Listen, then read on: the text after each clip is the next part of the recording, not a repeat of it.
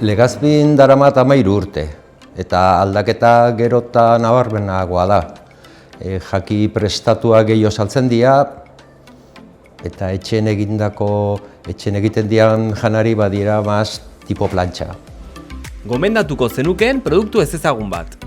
Gu daramazkigu urte batzuk saltzen txerriki iberikoa. Txerriki iberikoan despiezeak eta daude pieza batzuk oso samurrak eta hemen oso ez ezaguna dianak eta pena merezi du probatzea. Zer da gehien saltzen dena? Daude jaki prestatu batzuk oso ondo saltzen dianak eta pena merezi dutenak. Eta gero gure espezialitatea da Angus txala. Zer behar du barbakoa perfektu batek?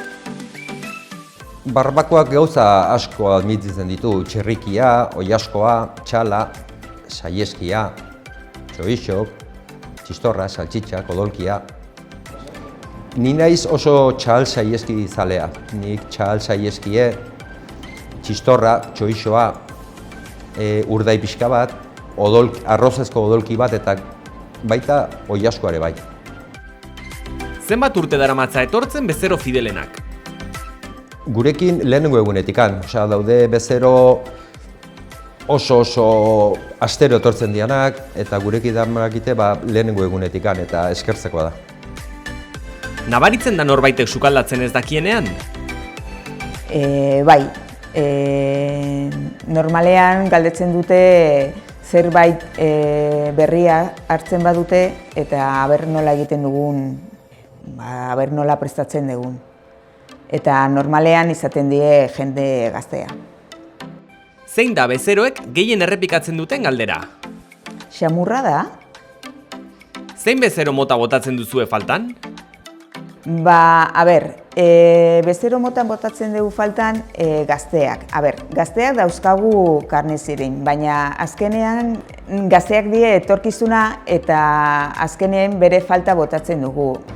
Gazteak erosteko beste modu bat dute, asteburuan beste gauzak egiten dute, ez dute hainbeste gure dendatan erosten. Orain tximaken galdera. Zer egin dezake ilintik jendeak ulertzeko herrian erostea garrantzitsua dela? Zaila da galdera hori. Hainbeste gauz egin ditugu ilinti partez eta, azkenen, ja gehiago ez dakit.